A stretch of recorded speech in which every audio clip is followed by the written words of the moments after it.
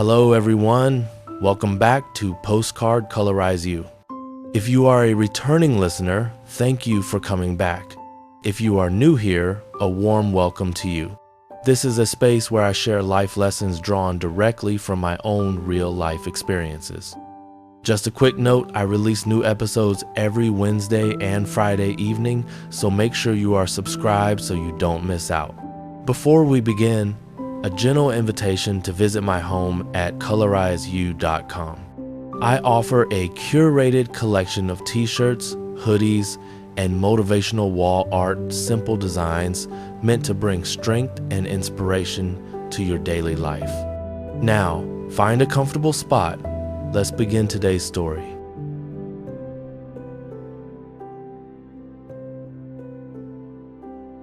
When we look at successful people, we often ask, what do they know that I don't?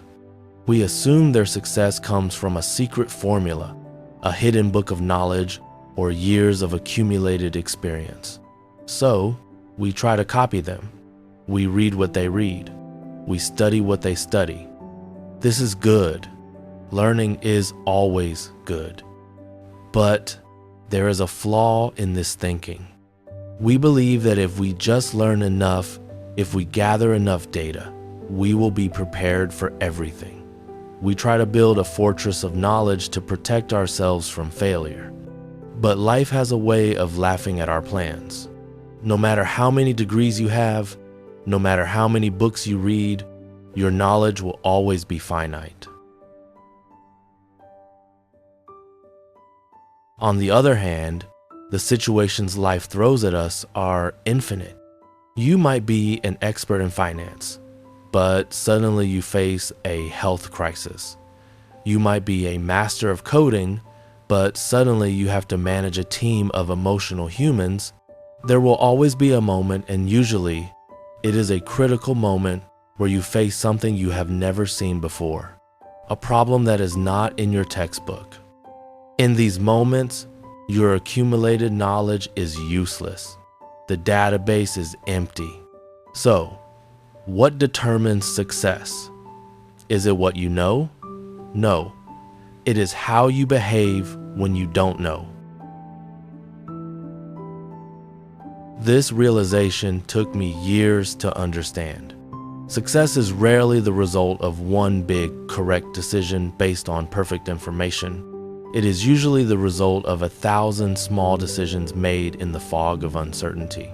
If you step out of your comfort zone, as I always encourage you to do, you will encounter the unknown constantly. If you choose a life of adventure and growth, the unknown will be your daily companion. So, the most valuable skill is not learning, it is navigating the unknown. Let me give you a concrete example from my own life to explain this. When I first moved to the United States, I thought my English was decent. I was wrong. American corporate culture moves at lightning speed. They speak fast, they interrupt, and they use sports metaphors like touch base, ballpark figure, or home run that you won't find in standard textbooks. To make it worse, in high-pressure meetings in cities like New York or San Francisco, locals don't slow down for you. They speak at their normal, rapid-fire pace. In my first few months, I was lost. I understood maybe 50% of what was being said in meetings, sometimes less. I was facing the unknown. My English knowledge database had failed me. My first instinct was to hide it. I would nod along, pretending to understand, then go home and frantically study English all night. I tried to learn my way out of the problem, but it was impossible. You cannot learn a lifetime of cultural nuance in a few weeks. So I tried a different strategy. I decided to stop fighting the unknown and start embracing it. In the next meeting, when I didn't understand, I stopped the room. I said, "I'm sorry, I am an immigrant. My English is still catching up. I didn't catch that last point. Could you please explain it to me?" I exposed my weakness. I admitted my ignorance. And you know what happened? The room didn't laugh. They didn't fire me. Instead, their faces softened. They slowed down. They explained things carefully. Some colleagues even went out of their way to mentor me after the meeting. By admitting I don't know, I turned a room of potential critics into a room of allies. I turned a disadvantage into a bonding moment. This brings us to a common trap, the mask of competence. In the corporate world and in life, we are terrified of saying, I don't know. We fear it makes us look weak, stupid, or unqualified. So we fake it. We wear a mask. When someone asks a question we can't answer, we use jargon to talk in circles. We nod when we are confused. This is dangerous. It is a ticking time bomb. First, it is exhausting. Maintaining a mask takes enormous energy. Second, and more importantly, it blocks you from learning. You cannot fill a cup that you pretend is already full. Imagine you fake your way through a conversation. The other person might be polite and say nothing, but deep down, they know. Intelligent people can smell a fake from a mile away. If they are kind, they will pity you. If they are not, they will use your ignorance against you later.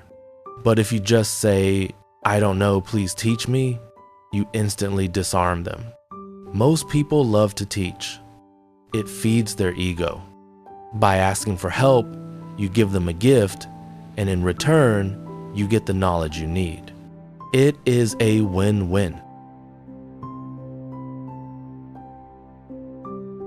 So the skill I want you to practice is not reading more books, though you should do that too. The skill is comfort with ignorance. Train yourself to say, I don't know, without shame. Train yourself to walk into a room where you are the least knowledgeable person and feel excited, not intimidated. When you are comfortable with not knowing, you become fearless. You can face any situation, any crisis, any new country, because you know that even if your database is empty, your method of handling the unknown is solid. That brings us to the end of episode 10 of Postcard Colorizeyou. I hope this episode gives you the courage to drop the mask and embrace the infinite unknown of life. I would love to hear your thoughts. Have you ever been in a situation where admitting I don't know saved you? Please let me know in the comments below. As always, the algorithm favors engagement. So, a simple like on this video will help us reach more wandering souls out there who might need to hear this message. Thank you for listening. Wishing you a peaceful evening. Goodbye for now.